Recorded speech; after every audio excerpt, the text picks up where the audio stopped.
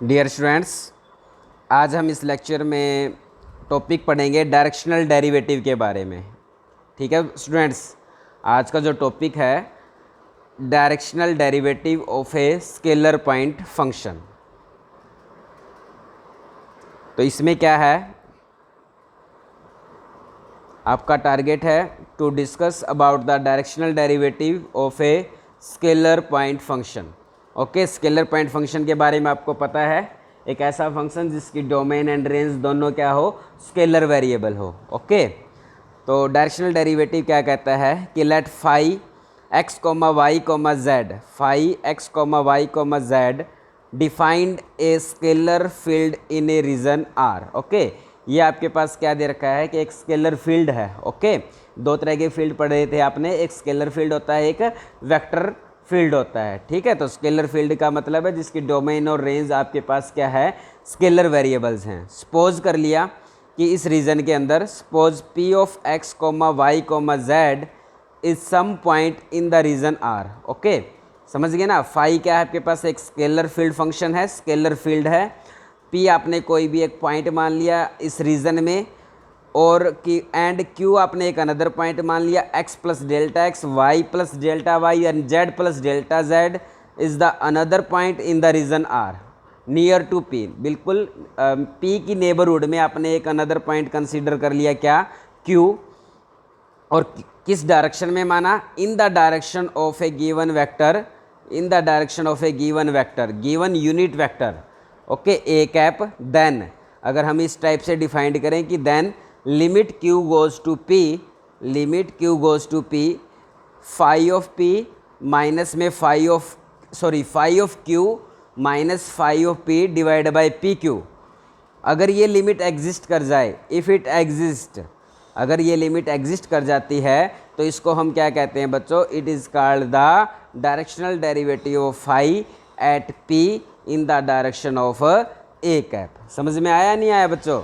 इसमें क्या दे रखा है, इस डेफिनेशन में आपने कहा कि phi of x comma y comma z, तो आपके पास कोई भी एक स्केलर फील्ड है रीजन आर में। आपने इस रीजन आर में एक पॉइंट पी कंसीडर कर लिया, एक दूसरा पॉइंट आपने क्यू पॉइंट कंसीडर किया in the neighbourhood of P, और साथ में किस डायरेक्शन में लिया है, in the direction of a unit vector a cap. अगर ऐसा है तो limit Q goes to P, जब क्यू पी की ओर अप्रोच करेगा तो phi of Q minus phi of P divide by P Q represent the directional derivative of phi at point P. Okay students, okay, इसको थोड़ा और detail में पढ़ते हैं। देखिए, आपने क्या कहा कि एक वेक्टर ए कैप है, ठीक है, यूनिट वेक्टर की बात कर रहे हैं। ए कैप क्या रिप्रेजेंट करता है, a cap is a unit vector. Okay, अब आपने इस रीजन एक्स वाई जेड मान लिया, ठीक है, 3D की बात कर रहे हैं। यहाँ पर आपने कंसीडर कर लिया कि एक पॉइंट P है x comma y comma z, और एक पॉइंट आपने Q कंसीडर कर लिया in the neighbourhood of P, और उस पॉइंट के कोऑर्डिनेट आपने क्या मान लिए, Q of x plus delta x, y plus delta y और जेड प्लस डेल्टा जेड। और Q पॉइंट इस टाइप से लेना है कि सच दैट पी क्यू जो लाइन है, जो ये पी क्यू लाइन है, पी से क्यू को ज्वाइन करने वाली लाइन है, वो पी क्यू की जो डायरेक्शन है और जो इस यूनिट वेक्टर की डायरेक्शन है वो बच्चों क्या रहे, सेम रहे। ठीक है, आपने क्यू पॉइंट को इस टाइप से चूज करना है पी की नेबरहुड में कि जब आप पी को क्यू के साथ ज्वाइन करते हैं तो पी क्यू की जो डायरेक्शन है वो क्या हो, parallel to a cap, unit vector के बच्चों क्या हो, पैरेलल हो। बात समझ में आ गई ना, क्लियर है ना। डेफिनेशन में हमने यही कहा है कि phi of x comma y comma z आपके पास कोई भी स्केलर फील्ड फंक्शन है, पी आपके पास कोई भी पॉइंट है उस रीजन में, क्यू आपने एक पॉइंट को इस टाइप से चूज करना है in the neighbourhood of P such that P Q is along the A cap, जो पी क्यू की डायरेक्शन है वो ए कैप के अलोंग हो। तो देन, तो जो आपने कहा कि phi of Q minus phi of P by P Q, okay, तो वो क्या रिप्रेजेंट करता है, डायरेक्शनल डेरिवेटिव को। ओके, इसको थोड़ा और समझ लेते हैं कि phi of Q minus phi of p मतलब change in p, change in phi में क्या चेंज आया, तो उसको किससे रिप्रेजेंट कर दिया बच्चों, डेल्टा फाई से। समझ गए ना, चेंज इन फाई की वैल्यू में क्या चेंज आया, पी और क्यू आपको पता है Q is just the neighbouring point of P। Q P के बिल्कुल नेबरहुड पॉइंट है, ओके।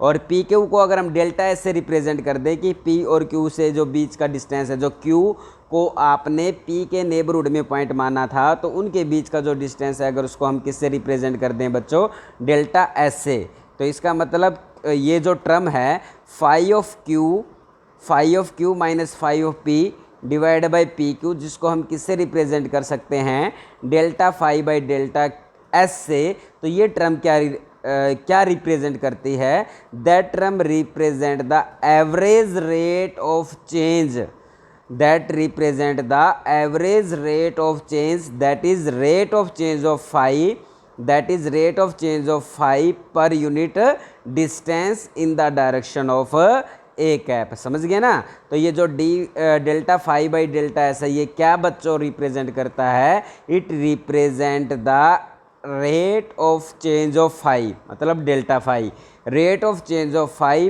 पर यूनिट डिस्टेंस, एक यूनिट की पर कितना डिस्टेंस उसका क्या है बच्चों, चेंज हो रहा है फाई की वैल्यू में कोरोस्पोंडिंग टू डिस्टेंस। तो rate of change of phi per unit distance in the direction of, और पी क्यू की जो डायरेक्शन है वो किसके अलोंग है बच्चों, ए कैप के अलोंग है, ए वेक्टर ए कैप की जो डायरेक्शन है वही डायरेक्शन आपके पास क्या है बच्चों, क्यू की है। यहाँ तक बात समझ में आ गई, okay.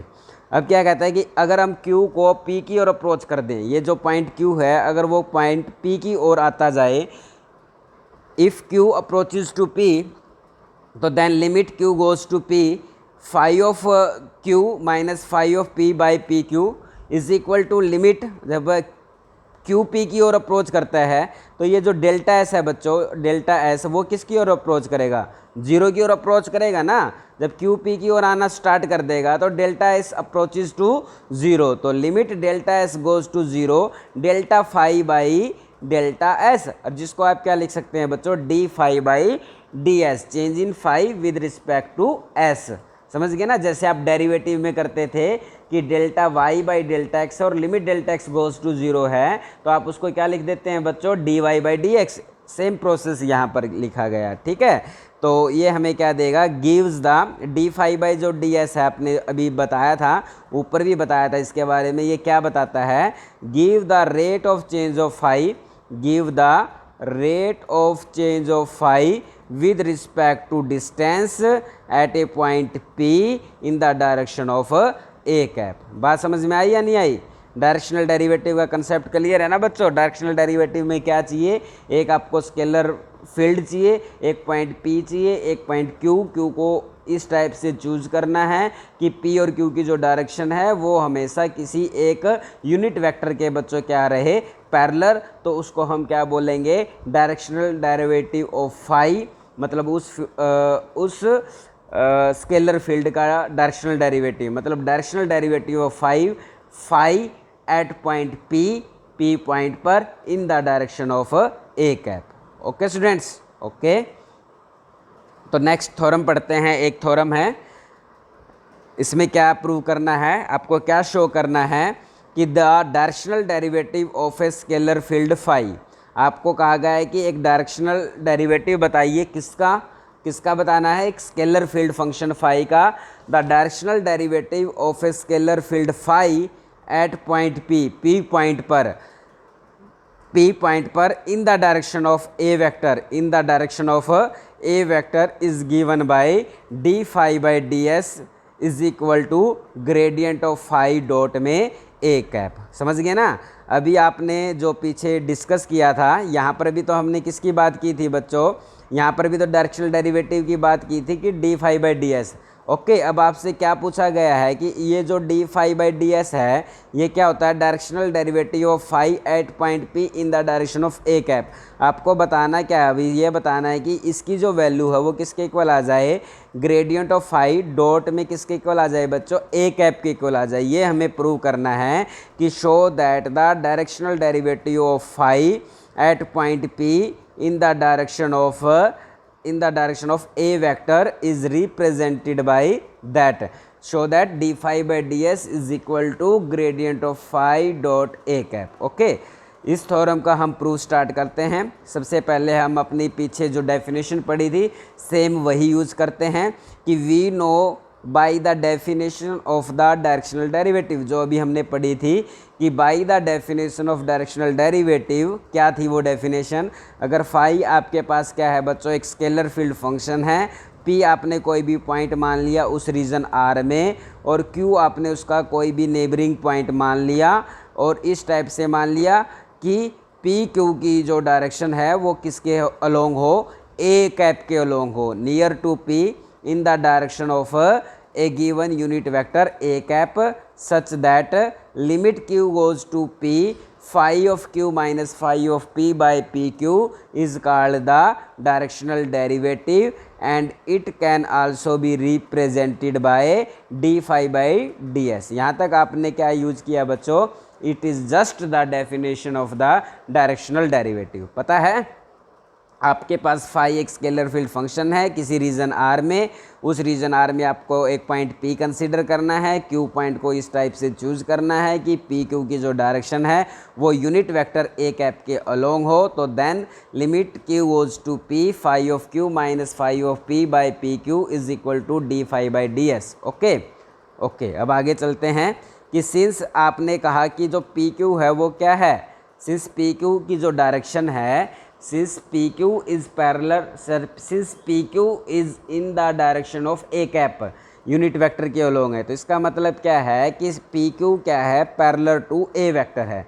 since PQ is parallel to A vector, suppose कर लेते हैं कि L M N are the direction cosine of line PQ, जो लाइन PQ आपके पास है बच्चों, एक पॉइंट यहाँ पर P है और एक पॉइंट Q है, इस लाइन के हमने एल एम एन आपने क्या मान लिए बच्चों, डायरेक्शन कोसाइन।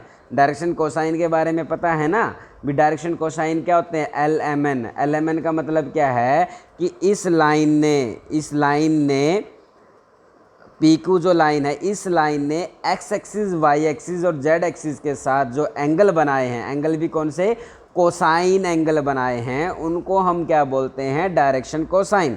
मान लिया कि इस लाइन ने एक्स एक्सिस के साथ एंगल क्या बनाया है, अल्फ़ा, तो कोसाइन क्या बन जाएगा इसके साथ बच्चों, कोस अल्फ़ा, तो इसको हम क्या लिखते हैं बच्चों, एल लिखते हैं।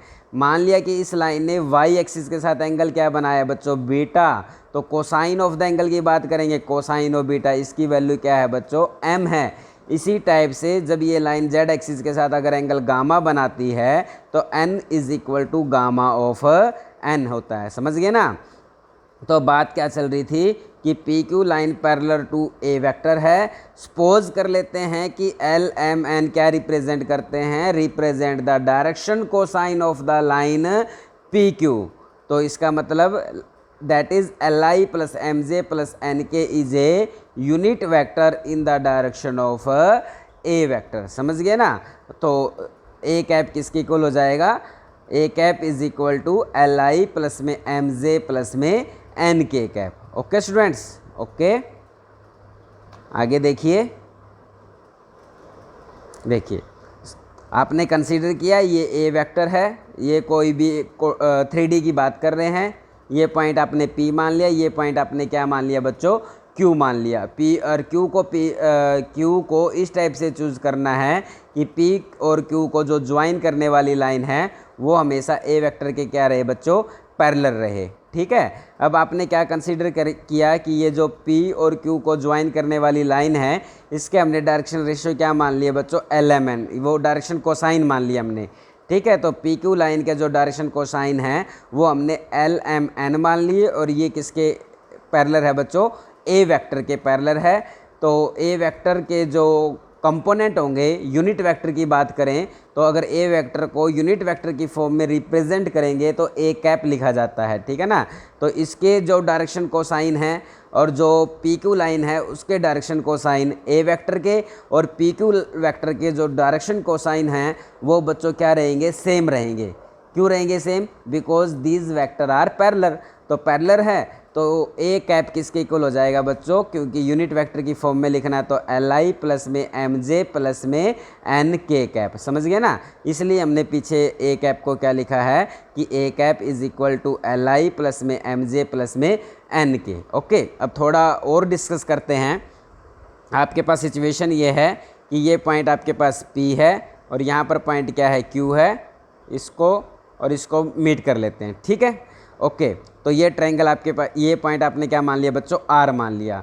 तो इन ट्रायंगल पी क्यू आर की बात करते हैं, और ये वाला जो एंगल है, मान लिया कि ये जो एंगल है, ये एंगल आपके पास क्या है बच्चों, इस एंगल का नाम हम मान लेते हैं बच्चों ये अल्फ़ा है, ठीक है। तो आप मुझे बताइए कि इस ट्रायंगल के अंदर कोस अल्फ़ा किसके इक्वल होगा, कोस अल्फ़ा होगा बेस बाय हाइपोटेन्यूस, मतलब क्या होगा आपके पास पी आर बाय क्या होएगा आपके पास पी क्यू होगा। क्लियर है, समझ गए ना। Cos alpha is equal to P R by P Q, और कोस अल्फ़ा क्या है, कोसाइन है।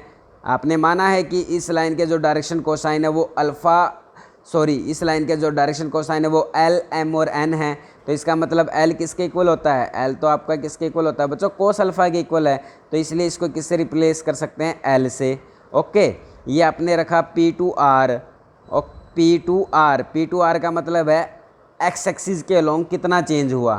पी टू आर का मतलब समझ रहे हो ना, यहाँ पर पी पॉइंट है, ये आर है, और क्यू पी का नेबरिंग पॉइंट है। माना कि पहले पी पे कोऑर्डिनेट एक्स थे और क्यू पे आपने क्या लिखे थे, एक्स प्लस डेल्टा एक्स, तो मतलब एक्स एक्सिस में कितना चेंज हुआ, डेल्टा एक्स का। और पी और क्यू को आपने मान रखा है कि पी से क्यू क्या रिप्रेजेंट करता है, डेल्टा एस को रिप्रेजेंट करता है। क्लियर है, क्लियर है ना। तो यहाँ से डेल्टा एक्स किसके इक्वल हो जाएगा बच्चों, delta x is equal to l delta s, समझ गए ना। ओके, तो ये बात आपको क्लियर है। तो देखिए अब क्या स्टेप है, हमने कंसीडर किया यहाँ पर इन ट्रायंगल पी क्यू आर में, और आपने निकाला कोस ऑफ अल्फ़ा, ये वाला जो एंगल है ये, और ये एंगल आपने अल्फ़ा माना है। तो कोस ऑफ अल्फ़ा किसके इक्वल हो जाएगा, P r by P Q के। पी टू आर के बारे में आपको पता है कि चेंज इन एक्स, एक्स में कितना चेंज हुआ, डेल्टा एक्स का, वाई में कितना चेंज हुआ, डेल्टा वाई का, और जेड में कितना चेंज हुआ, डेल्टा जेड का। आपने माना था ना कि क्यू पॉइंट का जो कोऑर्डिनेट है वो क्या है, एक्स प्लस में delta x comma y plus delta y z plus delta z, ठीक है ना। ओके, और पी टू एस को आपने क्या माना, पी से लेकर क्यू तक के डिस्टेंस को हमने क्या मान रखा है बच्चों, डेल्टा एस मान रखा है, ठीक है ना। तो अब हमने यहाँ पर क्या कर दी बच्चों, रिप्लेसमेंट कर दी कि in triangle p q r l is equal to पहले cos alpha is equal to P r by P q. P r को आप डेल्टा एक्स लिख सकते हैं, पी क्यू को आप डेल्टा एस लिख सकते हैं, और कोस अल्फ़ा को हम क्या लिख सकते हैं, l, because l m and n are the direction cosine. तो यहाँ से डेल्टा एक्स की वैल्यू क्या आ जाएगी, क्रॉस मल्टीप्लाई करोगे तो delta x is equal to l delta s. यहाँ तक समझ में आ गई। ओके, बस यही बात मेन थी इसमें, delta x is equal to l delta s. Similarly delta y किसके इक्वल हो जाएगा, एम डेल्टा वाई के, और डेल्टा जेड किसके इक्वल हो जाएगा, एन डेल्टा जेड के। तो क्यू पॉइंट के जो कोऑर्डिनेट थे बच्चों, x plus delta x, y plus delta y, z plus delta z, वो किस में बदल जाएंगे, x plus l delta s, y plus m delta s, और z plus n delta s. Okay students, okay. तो अब वापस इस इक्वेशन में आते हैं। आपके पास क्या था, d phi by d s था, और limit Q goes to P, और यहाँ पर क्या था बच्चों, आपके पास फाई ऑफ क्यू था, ठीक है। तो क्यू का काम अब कौन कर रहा है, x plus l delta s, y plus m delta s, z plus n delta z. Phi of Q minus में क्या था बच्चों, फाई ऑफ पी, और पी के कोऑर्डिनेट क्या है, एक्स वाई जेड। तो minus of phi x comma y comma z, और नीचे क्या चल रहा है बच्चों, पी क्यू, ठीक है। आपने ये किस में पुट किया, in the definition of the directional derivative. Okay, इसको दोबारा थोड़ा सिंप्लीफाई कर दिया। जैसे जैसे क्यू पी की ओर अप्रोच करेगा, आपने पहले भी बताया था कि ये मान लिया कि ये पी है और ये क्यू है, और इन दोनों के बीच का जो डिस्टेंस है वो डेल्टा एस है। जैसे जैसे क्यू पी की ओर अप्रोच करता रहेगा, डेल्टा एस किसकी ओर अप्रोच कर जाएगा बच्चों, डेल्टा एस जीरो की ओर अप्रोच करेगा, ठीक है। अब ये कंसेप्ट यूज करते हैं कि limit Q goes to P है, तो इसका मतलब क्या है, delta s goes to zero. बाकी सारी टर्में सेम रख दी, ऊपर ये सेम, ये माइनस में सेम, बट पी क्यू को किससे रिप्लेस कर दिया बच्चों आपने, डेल्टा एस से। ओके, अब हम ये जो टर्म है बच्चों, phi of x plus delta x, phi of x plus delta x, y plus m delta s, z plus n delta s, इस टर्म को हम एक्सपेंड करेंगे by using the Taylor theorem. ऐसा आपने कैलकुलस में पढ़ा है, ठीक है। Taylor theorem in more than two variable, एक से ज़्यादा वेरिएबल में है तो उसको हम एक्सपेंड कर सकते हैं बाय यूजिंग या by expanding the Taylor theorem. तो टेलर थ्योरम का यूज़ करके जब हम इस वाली टर्म को एक्सपेंड करेंगे तो ये बन जाएगी बच्चों phi of x comma y comma z plus में सेकेंड, फिर आएगा जो इंक्रीमेंट है x में l प्लस डेल्टा एस, तो वो टर्म आएगी l प्लस डेल्टा एस के साथ करली फाई बाई करली x आएगा, और m प्लस डेल्टा एस के साथ बच्चों करली फाई बाई करली y आएगा, और n प्लस डेल्टा एस के साथ क्या आएगा, n प्लस डेल्टा एस के साथ आएगा बच्चों करली फाई बाई करली z, और प्लस में फिर आगे टर्म में आएंगी। आगे वाली टर्मों में बच्चों आपके पास सेकंड डेरिवेटिव आएंगे। क्या आएंगे बच्चों, सेकंड डेरिवेटिव, मतलब curly two phi by curly x square, curly two phi by curly y square, curly two phi curly x curly y, और ये जो टर्म है एल डेल्टा एस, यहाँ पर आएगा बच्चों एल इंटू में डेल्टा एस का होल स्क्वायर। इस टाइप से टर्म में आएंगी बच्चों, ठीक है। नेक्स्ट टर्म आपके पास, ठीक है, ये आप देख सकते हैं Taylor theorem expansion in more than two variable. Okay, तो टेलर थ्योरम का यूज़ करके हमने इसको एक्सपेंड कर दिया। फर्स्ट टर्म ये बनती है, सेकंड टर्म ये बनती है, थर्ड फोर्थ फिफ्थ टर्मों में, थर्ड टर्म में आपके पास सेकंड ऑर्डर डेरिवेटिव चलेंगे, थर्ड टर्म में थर्ड ऑर्डर डेरिवेटिव चलेंगे, और माइनस में ये वाली टर्म थी, माइनस में फाई कोमा एक्स, फाई के साथ x comma y comma z. ये टर्म बच्चों इस टर्म को बच्चों क्या कर देगी, कैंसिल कर देगी। क्लियर, तो ये टर्म अगर इस टर्म को कैंसिल कर देगी तो आपके पास बचा क्या, limit delta s goes to zero चल रहा है। ऊपर देखा कि यहाँ पर भी डेल्टा एस है, यहाँ पर भी डेल्टा एस है, यहाँ पर भी डेल्टा एस है, वो आपने कॉमन ले लिया। बाकी टर्म में जो बची वो ब्रैकेट में लिख दी, एल के साथ कर ली फाई बाई कर ली एक्स, एम के साथ कर ली बाई कर ली वाई, और एन के साथ कर ली बाई कर ली जेड। नीचे क्या चल रहा है, डेल्टा एस प्लस, प्लस में डैश डैश डैश में क्या चल रही है बच्चों, और भी टर्में चल रही हैं। ठीक है, यहाँ तक समझ में आया आपको। ओके, अब आप क्या ऑब्जर्व करते हैं कि ये डेल्टा एस इस डेल्टा एस को कैंसिल कर देता है। ओके ओके, अब हम लिमिट पुट करेंगे कि जहाँ पर भी डेल्टा एस आपको नज़र आता है वहाँ आप क्या कर देंगे, जीरो पुट कर देंगे। ओके, अब आप थोड़ा सा कंसंट्रेट करते हैं थर्ड टर्म की ओर।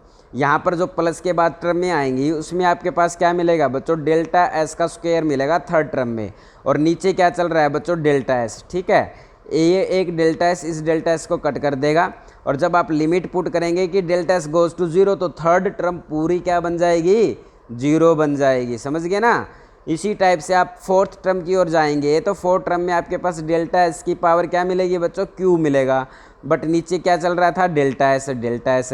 ये डेल्टा एस क्यूब को कट करेगा, आपके पास क्या आ जाएगा, डेल्टा एस का स्क्वायर में टर्में मिलेंगी, बट जब limit delta s goes to zero put करेंगे तो वो टर्म क्या बन जाएगी, जीरो बन जाएगी। समझ गए ना।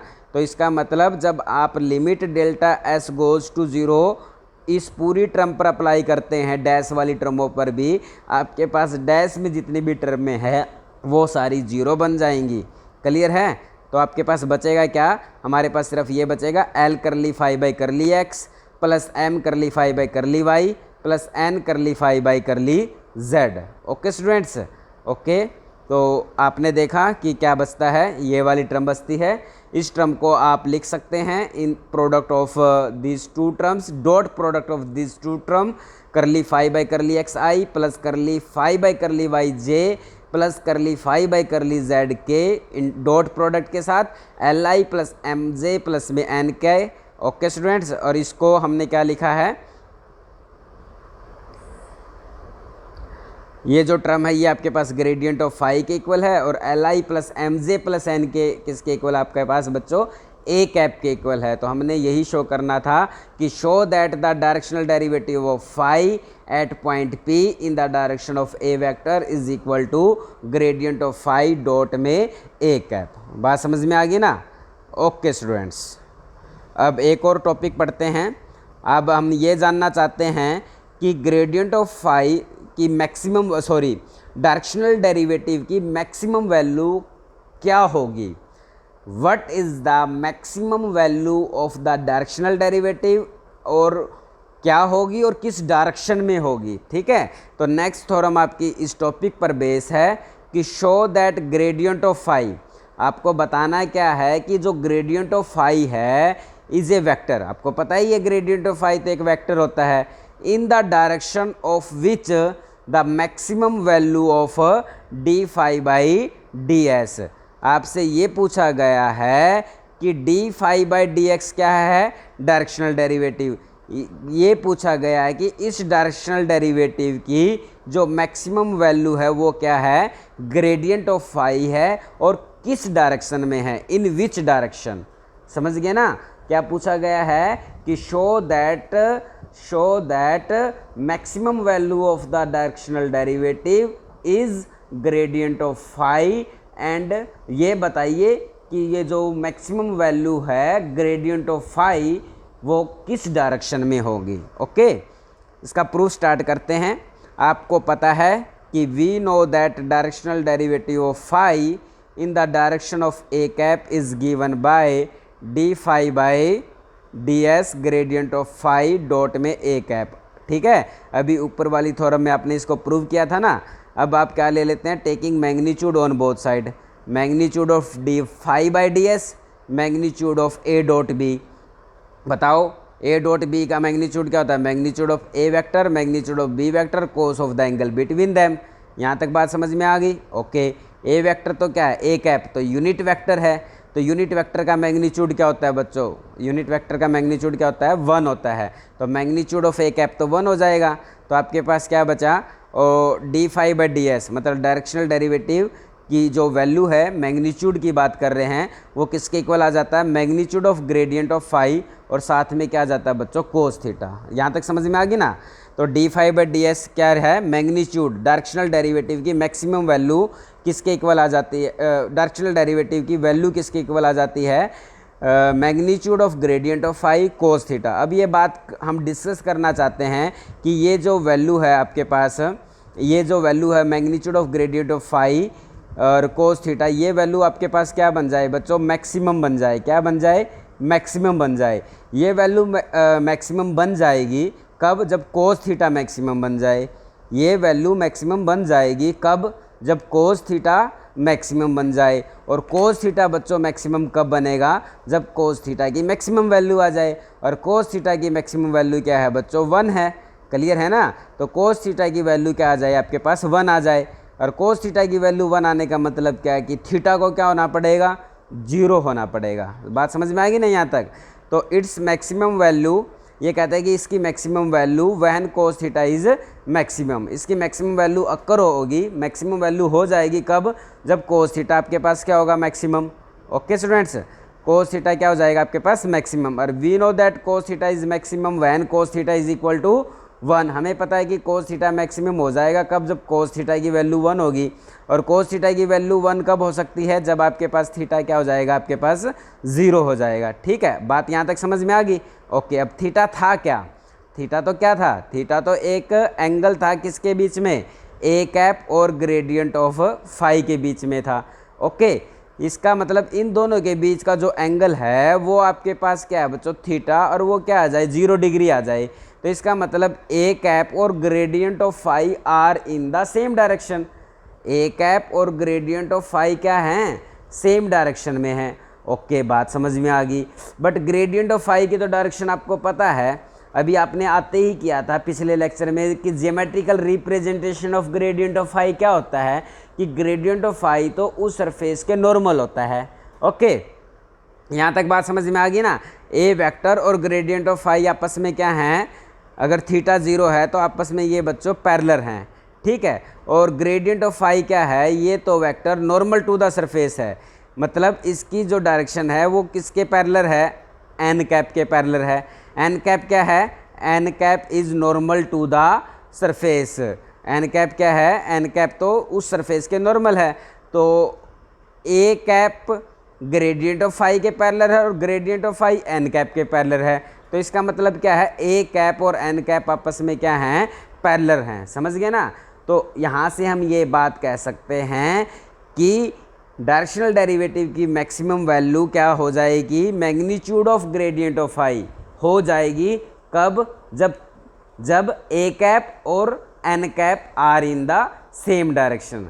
कब, जब ए कैप और n cap are in the same direction. Okay, यही आपका प्रूफ था बच्चों, इसको दोबारा समझ लीजिए। यहाँ तक आपने पढ़ा है कि थीटा अगर आपके पास 0 हो जाता है तो इसकी वैल्यू मैक्सिमम आ जाएगी, एंड थीटा के बारे में बता दिया कि थीटा क्या है, theta is the angle between a cap and gradient of phi.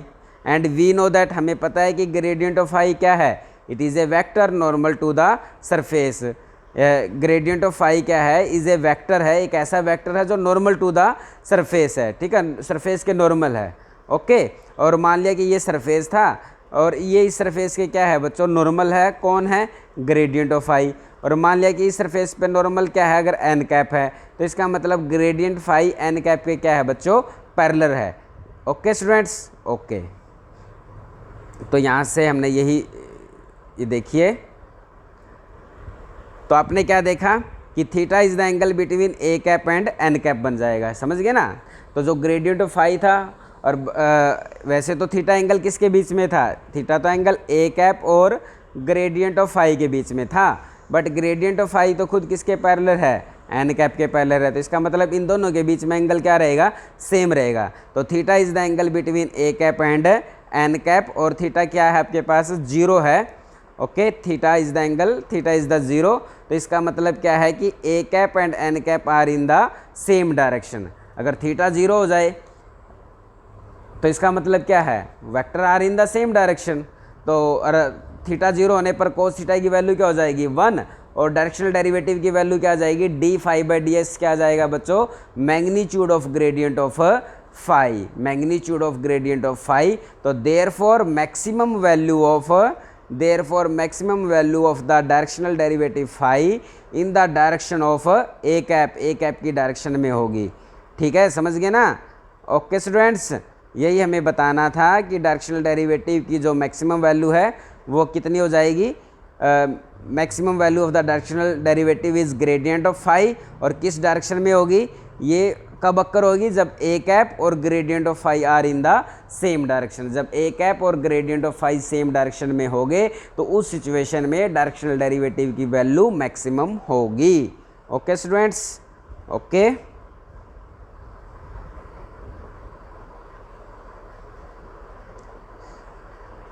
ठीक है, इस लेक्चर में इतना ही डिस्कस करेंगे बच्चों। Okay students, bye.